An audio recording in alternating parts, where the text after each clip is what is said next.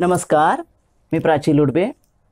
बृहन्मुंबई महानगरपालिका शिक्षण विभाग अंतर्गत व्हर्च्युअल ट्रेनिंग सेंटरमध्ये तुम्हा विद्यार्थ्यांचे हार्दिक स्वागत.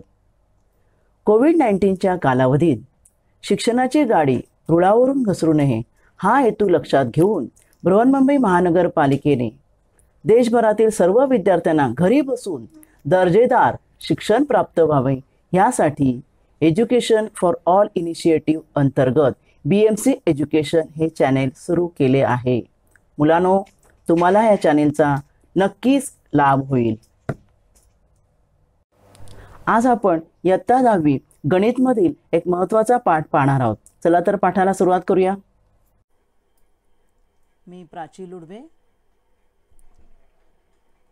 आज आपण पाहणार आहोत इयत्ता 10वी गणित भाग 2 मधील एक महत्त्वाचं प्रकरण वर्तुळ. वर्तुळ म्हणजे काय आणि वर्तुळातील महत्त्वाचे कन्सेप्ट हे तुम्हाला मागील इयत्तामध्ये शिकलेलेच आहात. वर्तुळाचा केंद्र, या ठिकाणी एक वर्तुळ दाखवला आहे. ए हा वर्तुळाचा केंद्र आहे. वर्तुळाच्या केंद्रापासून समान अंतरावर असणारी ही जी बाजू आहे AB, कोणत्याही बाजूने आपण दाखवली तरी ही बाजू जी आहे तिची लांबी समान येते, कारण त्या ए ह्या बिंदूपासून आपण समान अंतरावर येणाऱ्या बिंदूंचा संच त्याला वर्तुळ म्हणतो. आणि ही जी समान अंतर जे आहे प्रत्येक ठिकाणी जे दाखवलं जातं आहे त्याला आपण वर्तुळाची त्रिज्या म्हणतो. AB ही वर्तुळाची त्रिज्या आहे. आता ही जी बाजू आहे जी वर्तुळाच्या केंद्रातून जात आहे तिला प्रथम जीवा म्हणतात, आणि ही सर्वात मोठी जीवा जिला आपण व्यास म्हणतो, जी केंद्रातून जाते. MN हा वर्तुळाचा व्यास आहे. आणि ही पहा, वर्तुळाचे कोणतेही दोन बिंदू छेदणारी हा जो रेषाखंड आहे त्याला वर्तुळाची जीवा असे म्हणतात. PQ ही वर्तुळाची जीवा आहे. असंख्य जीवा काढता येतात, त्यातली सर्वात मोठी जीवा म्हणजे व्यास. त्यानंतर वर्तुळाची ही जी कडा आहे या कडेच्या आतील भागाला वर्तुळाचा अंतर्भाग म्हणतात व त्या बाहेरील बाजूला वर्तुळाचा बाह्य भाग असे म्हणतात. हेही आपण मागील इयत्तामध्ये शिकलेलो आहोत. आता आपण काही वर्तुळांची उदाहरणं पाहूया. एकरूप वर्तुळे म्हणजे काय? या ठिकाणी तुम्हाला दोन वर्तुळ दिसत आहेत. दोन्ही वर्तुळांची त्रिज्या समान आहे बघा. आणि जेव्हा अशी समान त्रिज्या असणारी वर्तुळे असतात त्यांना एकरूप वर्तुळे म्हणतात. समकेंद्री वर्तुळे, या ठिकाणी जी दोन वर्तुळं आहेत त्या दोघांचा केंद्र एकच आहे. त्रिज्या समान नाही पण केंद्र एकच आहे, त्यामुळे त्यांना समकेंद्रीय वर्तुळे म्हणतात. आणि ही नंबर 3 छेदणारी वर्तुळं. दोन वर्तुळं आहेत, समान त्रिज्येची असतील किंवा नसतील पण एकमेकांना दोन बिंदू छेदत आहेत, त्यामुळे त्यांना छेदणारी वर्तुळे असे म्हणतात.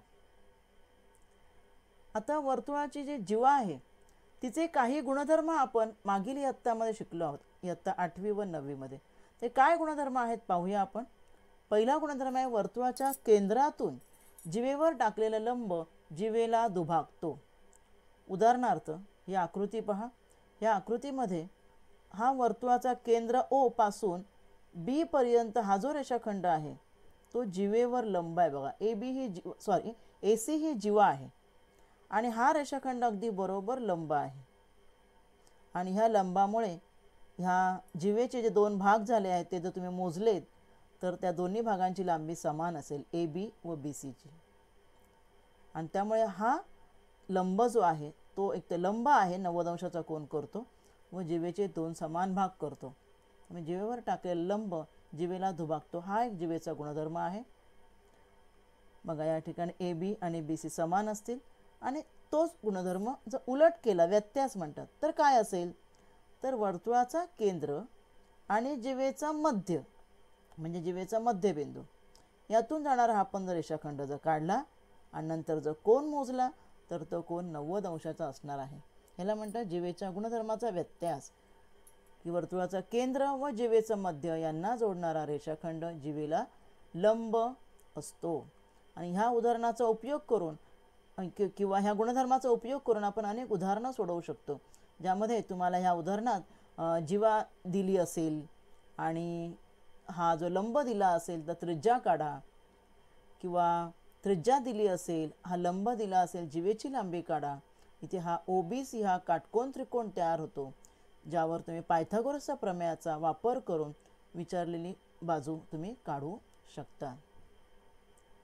अजूनही काही आपण जीवांचे गुणधर्म पाहूया. एकरूप जीवांचे गुणधर्म. एकरूप जीवांचे गुणधर्म म्हणजे काय? बघा, या वर्तुळामध्ये मी P ह्या केंद्रापासून काही अंतरावर दोन जीवा काढलेल्या आहेत. एक आहे AB आणि दुसरी आहे CD. आणि ह्या दोन्ही जीवा समान लांबीच्या आहेत. आणि जर मी P पासून केंद्रापासून हा लंब जो आहे, आपण लंब म्हणतो ना, जिवेला दुभागतो आत्ताचा गुणधर्म, तर हा लंबाचा आपण मोजला आहे, लंब अंतर केंद्रापासून, ते दोन्हीकडे सारखं असणार, P आणि PF. त्यामुळे गुणधर्म तयार होतो की एकाच वर्तुळात जर दोन एकरूप जीवा असतील तर त्या केंद्रापासून समान अंतरावर असतात, समदूर असतात. म्हणजे PE म्हणजे AB हे जीवा जेवढ्या अंतरावर आहे तेवढ्याच अंतरावर CD ही जीवा सुद्धा आहे. दोन्ही समान अंतरावर आहेत. दोन जीवा, एकरूप जीवा केंद्रापासून समान अंतरावर असतात. मग त्याचाच व्यत्यास उलट काय असेल? जर जीवा समान अंतरावर असतील, आता ह्या दोन जीवा आहेत बघा, उलट काय करायचं? ह्या जीवा एकरूप आहेत की नाही मला पाहायचं आहे. मग केंद्रापासून इथे जे फुली प्लस केले ते केंद्र आहे, तिथून त्या जीवापर्यंतचे लंब अंतर मी मोजणार. ही दोन्ही लंब अंतर समान आहेत. समान आहेत याचा अर्थ या ठिकाणी या दोन जीवा दिसत आहेत, त्या दोन्ही जीवा समान लांबीच्या असणार. म्हणजेच काय? वर्तुळाच्या दोन जीवा जर केंद्रापासून समदूर असतील तर त्या समान लांबीच्या असतात किंवा एकरूप असतात. हे दोन एकरूप जीवांचे गुणधर्म आहेत. हे आपण मागील इयत्तामध्ये शिकलो आणि त्याचा उपयोग आपल्याला पुढे होणार आहे. पुढे आपण आता काही गोष्टी समजून घेऊया. त्या म्हणजे एका बिंदूतून, दोन बिंदूतून आणि तीन बिंदूतून अशी किती वर्तुळं जातील? पहिला मुद्दा त्यातील एका बिंदूतून जाणारी वर्तुळे. तुम्हाला मी हा एक बिंदू दिला आहे, ह्या एका बिंदूतून किती वर्तुळं जातील पाहूया आता आपण. बघा, मी एका बिंदूतून जाणारं एक वर्तुळ काढलं, त्याच बिंदूतून जाणारं मी आता दुसरं वर्तुळ काढत आहे, त्याच बिंदूतून जाणारं तिसरं वर्तुळ काढत आहे, त्याच बिंदूतून जाणारं अजून एक वर्तुळ मी काढलं. अशी तुम्ही किती वर्तुळं काढू शकता? जो आपल्याला एक बिंदू दिला आहे त्या बिंदूतून तुम्ही असंख्य वर्तुळे काढू शकता. हा पहिला मुद्दा एकाच बिंदूतून जाणाऱ्या वर्तुळांबाबत. दुसरा मुद्दा पाहूया, दोन बिंदूतून किती वर्तुळं जातील. मग अशाप्रमाणेच मी आता तुम्हाला दोन बिंदू देत आहे. हा एक बिंदू आहे आणि हा दुसरा बिंदू दिला. पाहूया किती वर्तुळं जातील. ह्या दोन बिंदूतून गेली पाहिजेत. हे एक वर्तुळ मी काढलं, हे दुसरं वर्तुळ मी काढत आहे की ज्या दोन बिंदूतून पास झालं पाहिजे. हे मी तिसरं त्यापेक्षा मोठं वर्तुळ काढलं की ज्या दोन बिंदूतून पास झालं पाहिजे. ह्या बाजूला एक वर्तुळ काढलं. अशा प्रकारे किती वर्तुळं तुम्ही काढू शकता? अनेक वर्तुळं काढू शकता, दोन भिन्न बिंदूतून जाणारी. पुन्हा नियम दिले बघा, दोन भिन्न बिंदूतून जाणारी अनेक वर्तुळं काढता येतात. आता तीन बिंदू जर दिले असतील, ती नैकरेषीय. आधी प्रथम ती नैकरेषीय पाहूया. नैकरेषीय हा शब्द तुम्हाला माहीतच आहे. तिन्ही बिंदू एका रेषेत नाही आहेत आणि अशा तीन बिंदूतून किती वर्तुळ तुम्ही काढू शकता? आता दोन बिंदूतून आपण पाहिलं की अनेक, एका बिंदूतून पाहिलं अनेक. आता तीन बिंदूतून जाणारं मला वर्तुळ पाहिजे. पहा, तीन बिंदू मी दिलेले जे आहेत ते तिन्ही सामावले गेले पाहिजेत. असं एक आणि एकच वर्तुळ तुम्ही काढू शकता, अनेक वर्तुळं काढू शकत नाही. नियम आहे, तीन नैकरेषीय बिंदूतून एक आणि एकच वर्तुळ जाते किंवा त्या बिंदूतून जाणारे एक आणि एकच वर्तुळ असते. आणि जर मी एकरेषीय बिंदू दिले, तीन बिंदू बघा, हां, तर हे सुद्धा नैकरेषीय बिंदू आहेत. तीन नैकरेषीय बिंदू दिलेत मी काही अंतरावर, त्यापासून जाणारं मी वर्तुळ काढलं आहे, पण एकच वर्तुळ त्यातून जातं. आता एकरेषीय बिंदू असतील तर काय कराल तुम्ही? तीन एकरेषीय बिंदू देते। पहा तुम्हाला या ठिकाणी 1 2 आणि 3 तिन्ही बिंदू एका रेषेत आहेत। आता यातून एक वर्तुळ जाईल का? तिन्ही बिंदूतून गेलं पाहिजे। बिंदू एकरेषीय आहेत। पाहूया आपण, बघा ॲट ए टाइम दोन बिंदूतून गेलं वर्तुळ। निळं वर्तुळ आहे ते सुद्धा दोन बिंदूतून गेलं। तिन्ही दिलेले बिंदू एक वर्तुळ सामावून घेत नाही आहे। एक वर्तुळ दोनच बिंदू सामावून घेत आहे, म्हणजे तीन एकरेषीय बिंदू जर असतील त्यातून एकही वर्तुळ जाणार नाही। ते तीन नैकरेषीय असतील तरच त्यातून एक वर्तुळ जातं। हे चारही पॉईंट फार महत्त्वाचे आहेत। पहिला मुद्दा होता एका बिंदूतून असंख्य वर्तुळे जातात, दोन भिन्न बिंदूतून ही असंख्य वर्तुळे जातात, तीन नैकरेषीय बिंदूतून जाणारे एकाने एकच वर्तुळ असते व तीन एकरेषीय बिंदूतून जाणारे एकही वर्तुळ नसते। पुढे आपण काही नवीन भाग शिकणार आहोत। वृत्तछेदिका आणि स्पर्शिका म्हणजे काय? Second and tangent. What is second and tangent? पण या ठिकाणी मी तुम्हाला एक वर्तुळ दिलेला आहे। ह्या वर्तुळावर हा मी एक ए बिंदू दिला आहे आणि हे दोन बिंदू दिले ए बी आणि ओ हा वर्तुळाचा केंद्र आहे। ही मी या ठिकाणी एक रेषा काढली आहे, रेषा एम। तुम्हाला चित्रात दिसतच असेल की ही रेषा एम आणि वर्तुळावर असंख्य बिंदू आहेत, त्यापैकी ए आणि बी दोन बिंदू दिलेत मी। यांच्यामध्ये एकही बिंदू सामायिक नाही, कारण ही रेषा वर्तुळापासून अंतरावर आहे।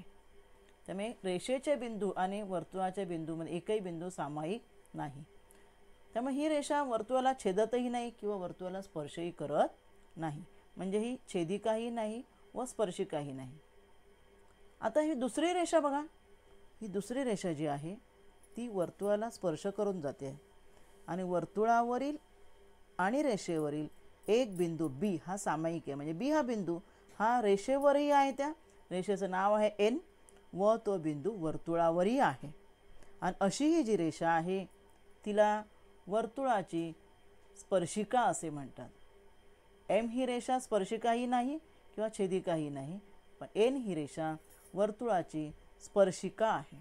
टँजेंट, स्पर्शिका म्हणजे टँजेंट, हिला स्पर्शिका असे म्हणतात। तर मग छेदिका काय आहे पाहूया आपण। छेदिका, वृत्तछेदिका। आता पुन्हा तुम्हाला मी वर्तुळ दिलं आहे, दोन बिंदू दिले आहेत, केंद्र दिले आहे आणि ही मी रेषा तुम्हाला दिली आहे। बघा ही रेषा त्या ए आणि बी ह्या दोन वर्तुळावरील दोन बिंदूंना छेदून जाते, म्हणजे ए आणि बी हे दोन बिंदू असे आहेत की ते वर्तुळाचे आणि रेषा पीचे सामायिक बिंदू आहेत। रेषा पी व वर्तुळ या दोन सामायिक बिंदू झाले, दोन ठिकाणी ते छेदत आहे असे म्हणतात आणि म्हणून पी ही या ठिकाणी वर्तुळाची छेदिका किंवा वृत्तछेदिका असे म्हणतात। वृत्तछेदिका आणि स्पर्शिका ह्या दोन्ही वेगवेगळ्या रेषा आहेत। आता आपण स्पर्शिका आणि त्रिज्या प्रमेय जे आहे ते आपण पाहणार आहोत। फार महत्त्वाचं प्रमेय आहे परीक्षेच्या दृष्टीने, स्पर्शिका त्रिज्या प्रमेय, टँजेंट थेरम। प्रमेय असं आहे की वर्तुळाच्या कोणत्याही बिंदूतून जाणारी स्पर्शिका काय करते? तो बिंदू केंद्राशी जोडणाऱ्या त्रिज्येला लंब असते। वर्तुळावरील कोणत्याही बिंदूतून, वर्तुळाच्या एखाद्या बिंदूतून जाणारी स्पर्शिका काढायची। पाहूया आता आपण, हे वर्तुळ आहे आणि हा वर्तुळ ए हा बिंदू घेतला आहे मी, बी हा दुसरा एक बिंदू घेतला आहे आणि ही मी स्पर्शिका काढली आहे आणि ह्या स्पर्शिकेने वर्तुळात जिथे स्पर्श केलं ए ह्या बिंदूत तो बिंदू केंद्राशी जोडायचा। तो बिंदू मी काय करणार आहे पहा, केंद्राशी जोडणार आहे। दोन स्पर्शिका काढल्या आहेत मी, एम आणि एन। बघा ए हा बिंदू मी केंद्राशी जोडला, म्हणून म्हणा तो बिंदू केंद्राशी जोडला।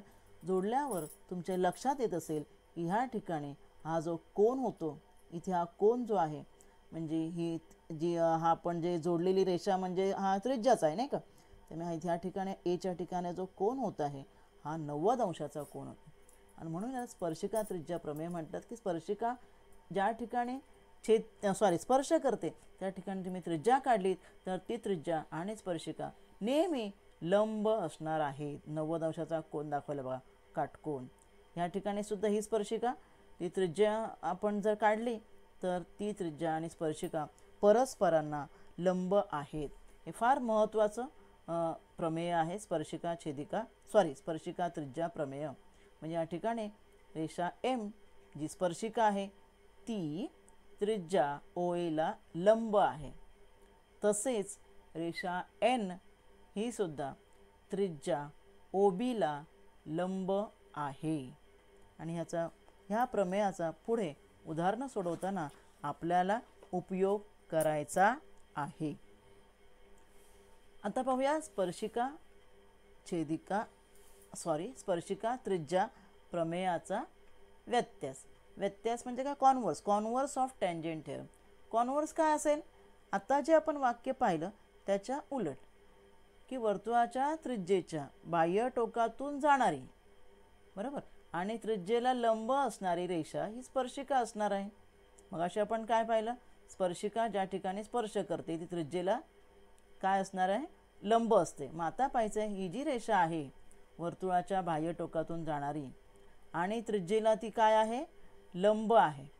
पाहूया आपण प्रथम बेसिक काढूया. आता ही रेषा आहे आणि ती रेषा लंब आहे. दोन स्पर्शिका मी काढल्या आहे बघा. एम ही स्पर्शिका ए या ठिकाणी लंब आहे आणि एन ही स्पर्शिका बी या ठिकाणी लंब आहे. म्हणजे ही रेषा लंब आहे. आणि ते लंब जेव्हा रेषा वर्तुळाच्या त्रिज्येला लंब असते तेव्हा ती रेषा स्पर्शिका असते. हा आहे कॉन्व्हर्स ऑफ टँजंट थिअरम. लक्षात आलं तुमच्या? म्हणजे बाह्य टोकातून जाणारी आणि त्रिज्येला लंब असणारी ही जी रेषा आहे ती लंब नसेल तर नाही, लंब आहे त्यामुळे ती स्पर्शिका असते. हे आहे स्पर्शिका त्रिज्या प्रमेयाचा व्यत्यास. त्यामुळे एम ही रेषा त्या वर्तुळाची स्पर्शिका आहे, तसेच रेषा एन ही सुद्धा त्या वर्तुळाची स्पर्शिका आहे, कारण त्या दोन्ही त्या आपल्या संगत त्रिज्यांना लंब आहेत. पुढे आपण पाहणार स्पर्शिका खंड म्हणजे काय? Tangent segment. टँजंट सेगमेंट म्हणजे काय?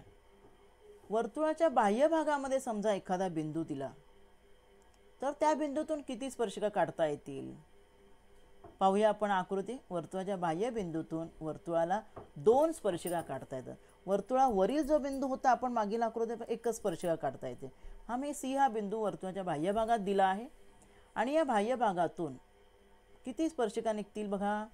सी बिंदूतून जाणाऱ्या जर एकच बिंदू असता, जसा ह्या ठिकाणी समजा वर्तुळ इथे बिंदू असता तर एकच स्पर्शिका, पण इथे बाह्य बिंदू दिला त्यातून ही एक स्पर्शिका आणि ही एक स्पर्शिका, 2 स्पर्शिका काढता येतात. ह्या आकृतीमध्ये आपण त्यांना आता नावं देऊया. ए ही बाजू रेषा ए आणि रेषा बी ह्या 2 स्पर्शिका आहेत आणि त्या दोन्ही सी या बिंदूतून गेल्या. त्यामुळे ए सी आणि बी सी हे जे तुकडे आहेत त्या स्पर्शिका आणि तो बाह्य बिंदू किंवा ए वर्तुळावरील बिंदू आणि तो बाह्य बिंदू यांच्यामधले हे जे 2 तुकडे आहेत त्या 2 तुकड्यांना स्पर्शिका खंड असे म्हणतात. म्हणजे ए सी आणि बी सी यांना स्पर्शिका खंड असे म्हणतात. म्हणजे स्पर्शिका खंड हा मुद्दा तुमच्या लक्षात आला असेलच. आता याचा आपण प्रमेय काय आहे ते पाहूया. हे स्पर्शिका जे असल्यामुळे त्या दोन्ही लंब असणार आहेत आणि हे 2 भाग एकरूप असतात हे आपण पुढील प्रमेयात शिकणार आहोत. पाहूया आपलं प्रमेय. स्पर्शिका खंडाचे प्रमेय, टँजंट सेगमेंट थिअरम. काय सेगमेंट आहे? की वर्तुळाच्या बाह्य भागातील बिंदूपासून त्या वर्तुळाला काढलेले हे स्पर्शिका खंड जे आता आपण आकृतीत पाहिले ते एकरूप असतात. पाहूया आपण पुन्हा आकृती. हा सी बाह्य बिंदू आहे आणि हे 2 स्पर्शिका खंड आहेत ए सी आणि बी सी. तर हे आणि ह्या 2 त्रिज्या आहेत लंब.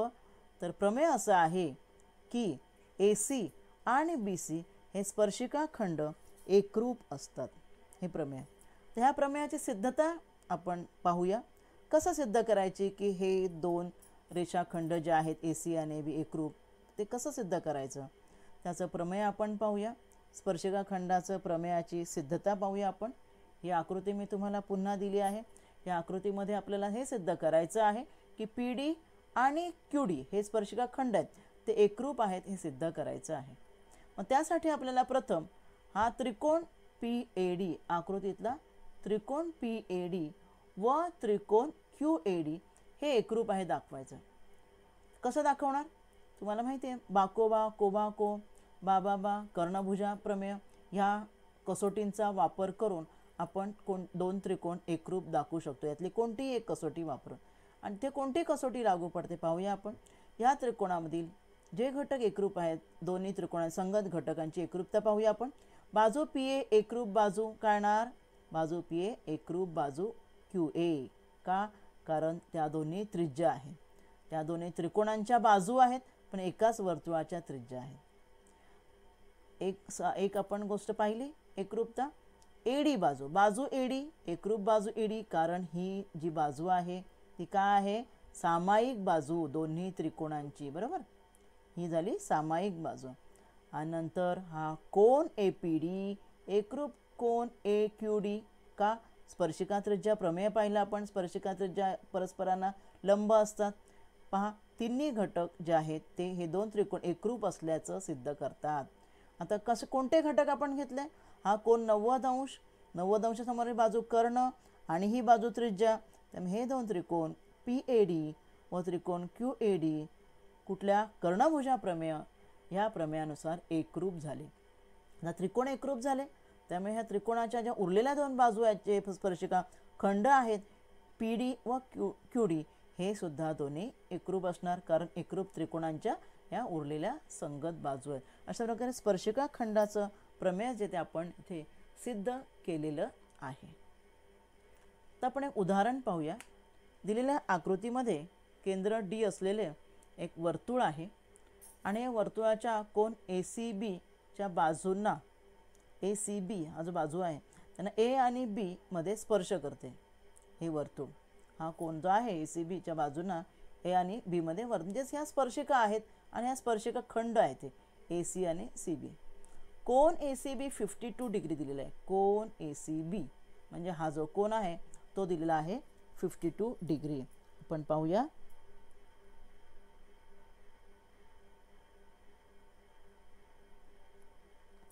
आपल्याला दिलेला आहे हा जो कोन दिलेला आहे तो कोन दिलेला आहे आपल्याला 52 डिग्री, बरोबर. तर कोन ADB चे माप काढा. आपल्याला विचारलेलं आहे कोन ADB. कोणता कोन विचारलेला आहे? कोन ADB चं माप किती असेल ते विचारलेलं आहे. मग काय करायचं या ठिकाणी? तर बघा, आपल्याला इथे तुम्हाला दिसतोय CADB हा काय आहे? एक चौकोन आहे. चौकोनाच्या चारही कोनांची बेरीज 360 अंश असते. या नियमानुसार आपण चौकोनाचे चारही कोन लिहूया. कोन A आणि कोन B जे आहेत ते 90 अंश आहेत. इथे तुम्हाला आकृतीमध्ये दिसतच असेल. हा कोन A आणि कोन B 90 अंश आहे आणि हा कोन दिलेला आहे. त्यावरून आपल्याला हा जो कोन आहे तो काढता येईल. पाहूया आपण. सर्व कोनांची बेरीज करूया. कोन ACB, कोन ACB म्हणजे हा, अधिक कोन CAD, अधिक कोन CBD म्हणजे हा, आणि कोन ADB म्हणजे हा जो आपल्याला विचारला आहे तो. सर्वांची बेरीज 360 अंश. ठीक आहे. आता आपल्याला दिलेले कोन लिहूया आपण.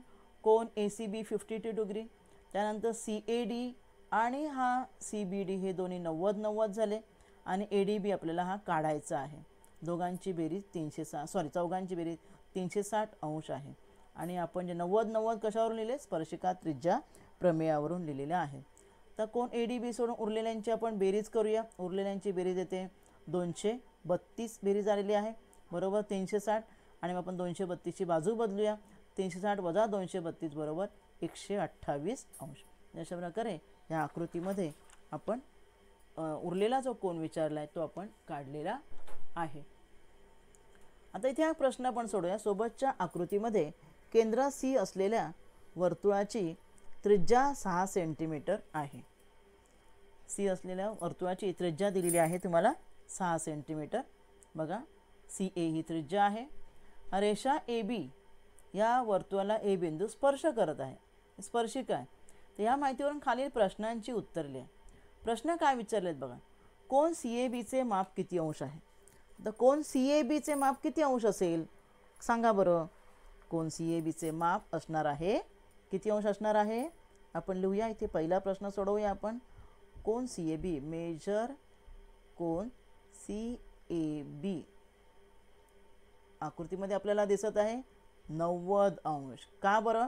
आपण आता शिकलो की स्पर्शिका आणि त्रिज्या ज्या ठिकाणी स्पर्शिका काढतो आपण त्या ठिकाणी त्रिज्या जी आहे ती त्रिज्या काय असते, लंब असते. म्हणजे आपण त्याचं माप जे आहे ते 90 अंश कशावरून ठरवलं, स्पर्शिका त्रिज्या प्रमेयावरून. असं आपण मुद्दा गणित सोडवताना लिहायचा आहे की तुम्ही कोणत्या मुद्द्याच्या आधारे, ते विचारलं आपल्याला का, कोणत्या मुद्द्याच्या आधारे तुम्ही 90 अंश सांगितलं हे लिहायचं आहे. दुसरा प्रश्न आपल्याला विचारलेला आहे ते बिंदू सी, म्हणजे हा बिंदू जो सी आहे तो बिंदू सी हा ए बी पासून किती अंतरावर आहे. तुम्हाला दिसतंय ना इथे किती अंतरावर आहे, हे आहे अंतर. मग सी आणि ए बी यांच्यातलं अंतर जे आहे ते किती आहे आपल्याला दिलेलं आहे. 6 वर्तुळ त्रिज्या जी आहे तेच अंतर आहे. म्हणजे बिंदू सी हा ए बी पासून किती अंतरावर आहे, 6 सेंटीमीटर. 6 सेंटीमीटर अंतरावर, 6 सेंटीमीटर अंतरावर आहे. कसं कळलं, कारण आपण, तुम्हाला आठवत असेल जी आहे ती स्पर्शिका आणि त्रिज्या एकमेकाला लंब आहेत, बरोबर ना. आणि त्यामुळे ही जी त्रिज्या जी आहे ती लंबच आहे त्याला, आणि ते लंब अंतर म्हणजे लंबांतर आहे, म्हणून ते आपल्या दोघांमधलं अंतर हे किती आहे, 6 सेंटीमीटर आहे. याच आकृतीवर अजून 2 प्रश्न आहेत, पाहूया आपण पुढच्या स्लाईडमध्ये. तिसरा प्रश्न, जर ए बी डिस्टन्स, पुन्हा आकृती मी काढलेली आहे, डिस्टन्स ए बी 6 सेंटीमीटर आहे, तर बी सी काढा. आता त्रिज्या आपल्याला 6 दिलेली आहे आणि आता ए बी डिस्टन्स दिलेला आहे 6, तर बी सी काढा. ते कसं काढणार आपण, इथे त्रिकोण सी ए बी, तुम्ही जर आकृती पाहिलीत, प्रश्न आपण तिसरा सोडवूया. त्रिकोण सी ए बी हा कोणता त्रिकोण आहे, त्रिकोण सी ए बी हा काटकोन त्रिकोण आहे. आकृती तुम्हाला दिसतच असेल, त्रिकोण सी ए बी हा काटकोन त्रिकोण आहे. आणि त्यामुळे काटकोन त्रिकोण असल्यामुळे आपण कोणत्या प्रमेयाचा वापर करतो, पायथागोरस.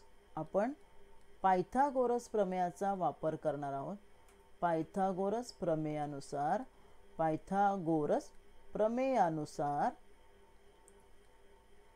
काय करतो, कर्णाचा वर्ग, बरोबर ना. त्यामुळे सी बीचा वर्ग बरोबर ए सीचा वर्ग अधिक ए बीचा वर्ग. ठीक आहे. मग आपल्याला काय काढायचं आहे, बी सी म्हणजे सी बी काढायचं आहे. आणि त्यामुळे ए सीचा वर्ग किती आहे, ए सीचा वर्ग, ए सी आहे 6, बरोबर ना. त्यामुळे 6चा वर्ग 6 36 अधिक इथे ह्या 6चा वर्ग किती आला, तो पण 6 36 आला. 36 अधिक 36 72 बेरीज आली. 72 कोणाचा वर्ग नाही आहे, 36 गुणिले 2 आपण लिहूया. 36 गुणिले 2, 36 गुणिले 2. आणि त्यामुळे बी सी बरोबर काय येणार आहे, 36 गुणिले 2चं वर्गमूळ. 36 गुणिले 2चं वर्गमूळ. 36चं वर्गमूळ 6 येतं, 2चं वर्गमूळ पडत नाही. त्यामुळे इथे उत्तर आपल्याला आलेलं आहे 6 वर्गमुळा 2 सेंटीमीटर. आपल्याला बी सीची लांबी इथे आकृतीमध्ये आलेली आहे. आपण आकृतीमध्ये लिहूया. इथे बी सीची लांबी आहे 6 वर्गमुळात 2. कळलं तुम्हाला. पुढचा प्रश्न आपल्याला विचारलेला आहे या ठिकाणी, कोन ए बी सीचे माप किती अंश असेल. आता कोन ए बी सी म्हणजे हा कोन, बरोबर. आता तुम्हाला इथे दिसत असेल की ही जी त्रिज्या दिली 6 आणि ए बी पण 6 आहे, त्यामुळे ह्या दोन्ही बाजू ज्या आहेत समान असल्यामुळे त्रिकोण ए बी सी हा समद्विभुज काटकोन त्रिकोण आहे, बरोबर ना. त्रिकोण सी ए बी किंवा ए बी सी हा कुठला आहे, हा समद्विभुज काटकोन त्रिकोण. समद्विभुज म्हणजे दोन्ही बाजू समान आहे, समद्विभुज काटकोन त्रिकोण आहे. आणि समद्विभुज काटकोन त्रिकोण असल्यामुळे हा एक कोन तर 90च आहे आणि हे 2 कोन त्यामुळे समान मापाचे असणार आहेत. आणि म्हणून कोन ए बी सीचं माप किती असणार आहे, म्हणून major angle A B C बरोबर, बघा ए बी सी बरोबर किती असणार आहे, 45 डिग्री. सॉरी, आपण इथे थोडंसं हे रब करूया.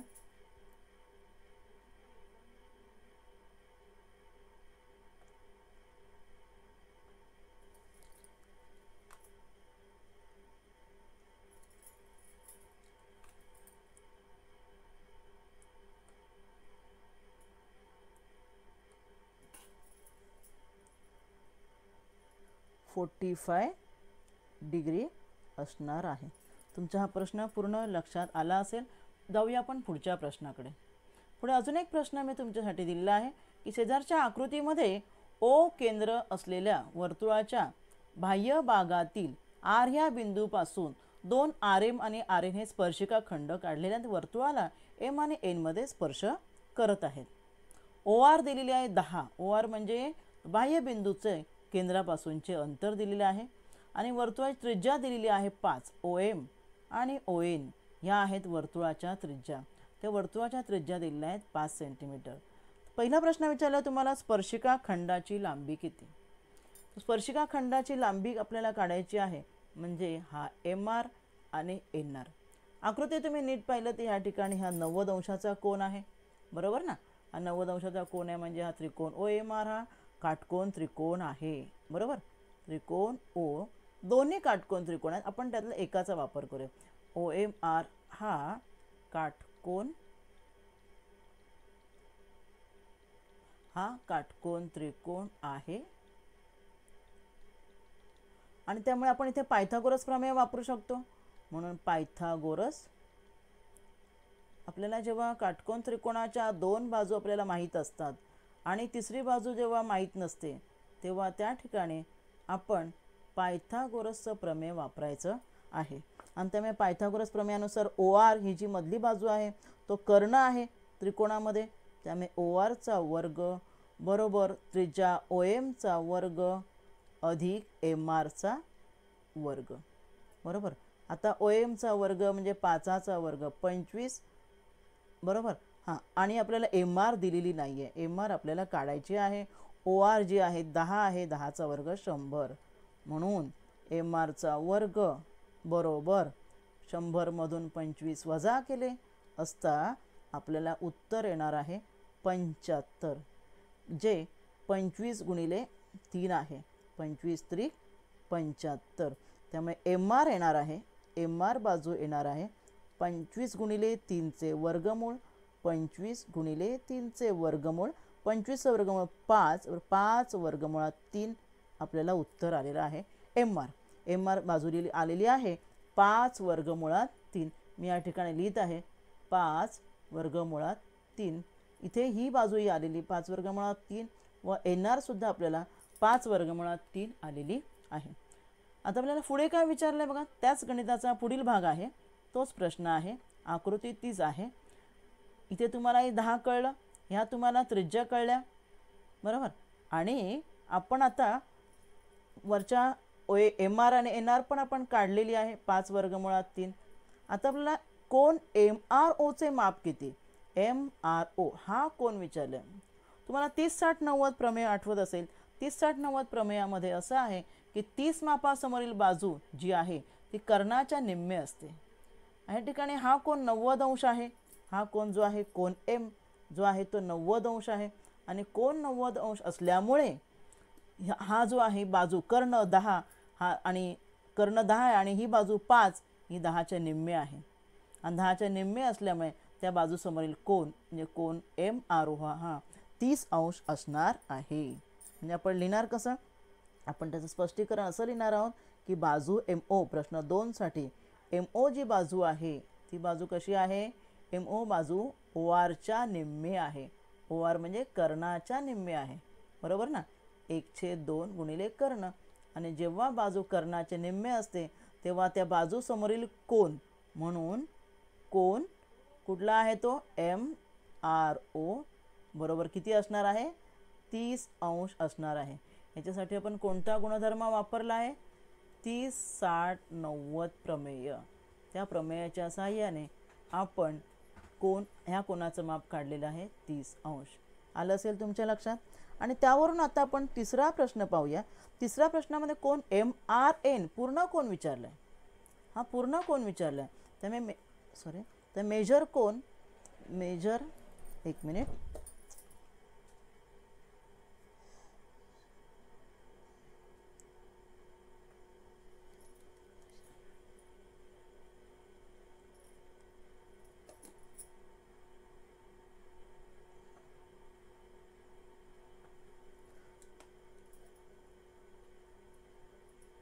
आपल्याला मेजर कोन MRN काढायचा आहे. त्याचं माप किती येणार आहे? हा कोन 30 आहे, हा खालचा पण कोन 30 आहे, त्यामुळे 30 अंश अधिक 30 अंश बरोबर 60 अंश असणार आहे. लक्षात आलं तुमच्या? म्हणजे मेजर कोन MRN चे माप असणार आहे 60 अंश. तर अशा प्रकारे आपण ह्या भागामध्ये स्पर्शिका खंडाचे प्रमेय व स्पर्शिका त्रिज्या प्रमेय ही महत्त्वाची प्रमेय पाहिलेली आहेत. धन्यवाद. आज आपण या भागात इथेच थांबूया. माझा व्हिडिओ आवडला असेल तर लाईक करा, शेअर करा आणि BMC एज्युकेशन चॅनेलला सबस्क्राईब करा. तसेच बेल आयकॉन प्रेस करा, ज्यामुळे नवीन व्हिडिओचे तुम्हाला नोटिफिकेशन्स मिळतील. मुलांनो, घरी राहा व सुरक्षित राहा. धन्यवाद.